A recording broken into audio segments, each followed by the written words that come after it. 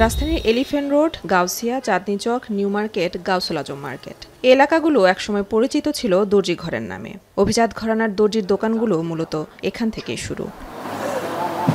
তবে দর্জি বাড়ির ধারণা বদলে দিয়ে ৭০-এর দশকে ব্র্যান্ড টেইলারিংয়ে শুরু করে গাউসিয়ার ইব্রাহিম টেইলার্স। এই টেইলার্সের খোঁজে এখন টিভি গাউসিয়ায় গেলে একসময়ের জনপ্রিয় এই টেইলার্সের কোনো অস্তিত্ব পাওয়া যায়নি। তবে দীর্ঘদিন ধরে যারা এখানে দর্জির কাজ করছেন তাদের কাছে জানা গেল এই পুরনো টেইলার্সের জায়গা আর তাদের জনপ্রিয়তার গল্প। ওনার যে কাস্টমার ছিল বেশিরভাগই ঢাকা ভার্সিটি, উনি বাইরের যে চেন, যে মেটেরিয়াল সব বাইরের জিনিস ব্যবহার করতো। বা সারা বাংলাদেশেরই লোকজন এখানে লাইন ধরে নাকি এখানে জিন্সের প্যান্টের অর্ডার করতো। পাওয়া গেল সেই ইব্রাহিম টেইলার্সের ম্যানেজারকেও, যিনি এখন চাঁদনী চক মার্কেটের ব্যবসায়ী সমিতির সভাপতি। তিনি বললেন, ইব্রাহিম টেইলার্সে যারা কাটিং মাস্টার হিসেবে কাজ করেছে তারাই এখন রাজধানীতে ব্র্যান্ড টেইলারিংকে ধরে রেখেছে। এখন যে বর্তমানে যারা করে গার্মেন্টস করছে এটা এখন দেখা যায়, কিন্তু ওই সময় ইব্রাহিমই একমাত্র যে এগুলা নিয়ে আসছিল বাংলাদেশে। তখন একটা কট কাপড় একটা ছিল, একটু মোটা এরকম রিপ একটা কাপড় ছিল। এটার যে কি চাহিদা ছিল বলা বড় মুশকিল, আর অনেক দামি। আর এগুলো কারা পড়তো? খুব হাই লেভেলের লোকজন পড়তো। ইব্রাহিম টেইলার্সে যারা যেতেন তার মধ্যে ছিলেন বাংলাদেশের অন্যতম আলোকচিত্রী আক্কাস মাহমুদ। যখন জানতে চাওয়া হলো কেমন ছিল তখনকার ফ্যাশন, তখন তিনি জানালেন, আগের অভিজাত ঘরানার টেইলারের বানানো কাপড় পরলে সহজেই বোঝা যেত, যা বর্তমানের কোনো ব্র্যান্ড তাদের কাপড়ে তুলে ধরতে পারেনি। ঢাকা শহরে তখন একটা তরুণদের একটা উচ্ছ্বাসের জায়গা ছিল ইব্রাহিম টেইলার্স। ওর জিন্সের ফিটিংস ছিল অন্যরকম। মানে আমরা যখন প্যান্ট বানাতাম না, মানুষ তাকায় বুঝতো যে এটা ইব্রাহিমের তৈরি করা। ওদের যে সুতাটা ছিল সেই সুতাটাও আমি মনে করি যে ওরা একটা অন্যরকম করে সেলাতো। আগের মতো জৌলুস না থাকলেও ২৯ বছর ধরে টেইলার্সের কাজ ধরে রেখেছে মকবুলস, যেখানে শার্ট, প্যান্ট এবং স্যুট বানাতে অপেক্ষায় থাকেন মন্ত্রী এমপিরা। এখানে গিয়ে দেখা মিলল একটি বেসরকারি ব্যাংকের জিএম রাকেশ সাহার, যিনি প্রায় ২০ বছর ধরে কাপড় বানাতে আসেন মকবুল টেইলার্সে। শুধু কাপড় বানানি না, কাপড় কিনেনও এখান থেকে। এটা একটা রুচির ব্যাপার, শার্ট বানানো পরাটা। এবং খুব যত্ন সহকারে ওনারা বানায়। এই জন্য অ্যাকচুয়ালি ওনাদের সাথে অন্য কোনো বিকল্প চিন্তা ভাবনা মাথায় আসেই নাই। টেইলার্সের কর্ণধার জানালেন, শুধু মন্ত্রী এমপি নন, একটা সময় অনেক নায়ক নায়িকারাও আসতেন তার দোকানে। তবে এই পেশায় দিন দিনই কারিগর সংকট বাড়ছে, তাই একটা সময় এই পেশা হারিয়ে যাবে বলে শঙ্কা তার। যারা আসে বারবার আসে, বিভিন্ন ডিস্ট্রিক্টের দেখে গেছে ৬৪টা ডিস্ট্রিক্টের ৪০টা ডিস্ট্রিক্টের ডিসি আমাদের কাস্টমার। একসময় আমাদের কারিগর ছিল ৫২ জন, এখন কমতে কমতে চলে আসছে, এটা হলো ২০ জনে। এটা একসময় হয়তো ৫ বছর পরে ব্যবসা নাও থাকতে পারে, আমার ধারণা আর কি।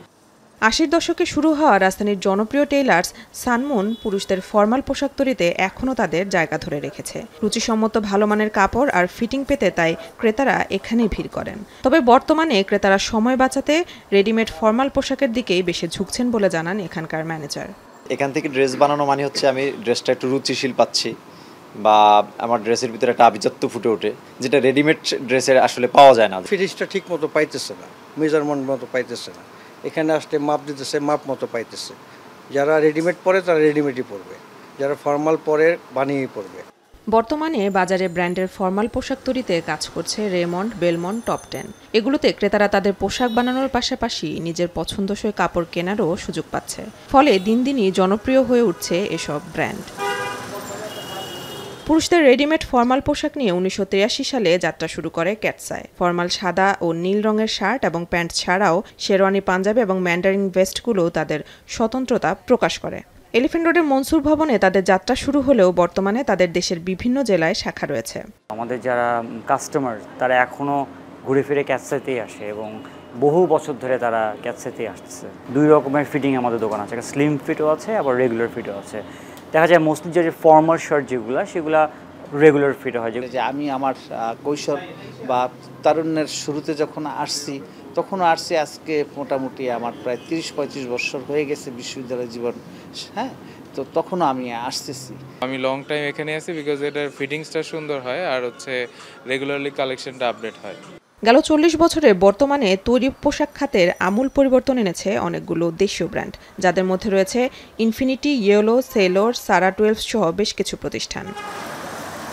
3টি সাব ব্র্যান্ড লুবনান, রিচম্যান এবং ইনফিনিটি মেগামল নিয়ে 2003 সালে যাত্রা শুরু করে লুবনান ট্রেড কনসোর্টিয়াম লিমিটেড। এই প্রতিষ্ঠানের প্রায় 90% ফেব্রিক্সই দেশীয়। বর্তমানে দেশের বিভিন্ন জায়গায় 47টি শাখা রয়েছে এই প্রতিষ্ঠানের। প্রায় 1000-এরও বেশি পোশাক কর্মী দিয়ে দেশের ভেতরেই নিজস্ব কারখানায় তৈরি হচ্ছে নানা ডিজাইনের পোশাক। স্মার্ট, রিজনেবল ও ফ্যাশনেবল হওয়ায় ক্রেতাদের কাছে চাহিদাও বেশি এবং বর্তমানে দেশের বাইরে রপ্তানির চেষ্টাও করছে প্রতিষ্ঠানটি। আমাদের দেশের প্রোডাক্টের প্রতি নট অনলি ওয়ার্ল্ড ওয়াইড তো এটা কনফিডেন্স অনেক আগের থেকে আছে। হ্যাঁ, ওয়ার্ল্ডের বড় বড় ফ্যাশন ব্র্যান্ডগুলো তারা আমাদের দেশ থেকে প্রোডাক্ট নিচ্ছে, কিন্তু বাংলাদেশের মানুষ এখন বুঝে গেছে যে না, এখন ইন্ডিয়ার প্রোডাক্ট বা চায়না প্রোডাক্ট যে একটা আগে দুর্বলতা ছিল, এখন কিন্তু এটা নাই। ফ্যাশন ও ব্র্যান্ড নিয়ে যারা কাজ করছেন তারা বলছেন দেশীয় ব্র্যান্ডগুলো তাদের পোশাকে সংস্কৃতি আর রুচিশীলতা ধরে রাখায় ক্রেতাদের একদিকে যেমন আস্থা ধরে রেখেছে, অন্যদিকে আগে ব্র্যান্ড জিনিসটা কিছু মানুষের মধ্যে থাকলেও সেটিকে করেছে সার্বজনীন। দেশজ ব্র্যান্ডের ভিতরে যাদের ইন্ডাস্ট্রিয়াল সেটআপ আছে তারা কিন্তু সেই পোশাকের ভিতরে তাদের যে অভিজ্ঞতাটা, সেই অভিজ্ঞতাটা ছাপ রেখেছে। ব্র্যান্ড জিনিসটা আগে কিছু মানুষের মধ্যে ছিল, কিন্তু আমাদের এই যে দেশজ যে ব্র্যান্ডের যারা ছিলেন তারা এখন একটা কিন্তু সার্বজনীন নিয়ে গেছেন, আরও একটু রিমোট অঞ্চলে নিয়ে গেছেন। প্রযুক্তির সাথে তাল মিলিয়ে যদি এই দেশীয় পোশাক ব্র্যান্ডগুলোকে দেশের বাইরে তুলে ধরা যায়, তাহলে বিশ্ববাজারেও এই দেশীয় ব্র্যান্ডগুলোর একটি শক্ত অবস্থান তৈরি হবে বলে মনে করছেন ফ্যাশন বিশেষজ্ঞরা। ফ্যাশন ঘুরে ফিরে আসে, পোশাক প্রতিনিধিত্ব করে সময়ের। ফ্যাশনের বিবর্তন সাক্ষ্য দেয় সেই সময়ের মানুষ, সমাজ এবং রাষ্ট্রের রুচির। আর সেই রুচি বিবর্তিত হয়ে আসছে দর্জি ঘরের মাধ্যমে। তৈরি পোশাকের ভিড়ে দর্জি ঘর কোণঠাসা হলেও ফ্যাশন ব্র্যান্ডের সাফল্যের পেছনের জাদু টেলার্সের সেই কারিগর। মেহরিন অ্যানি, এখন।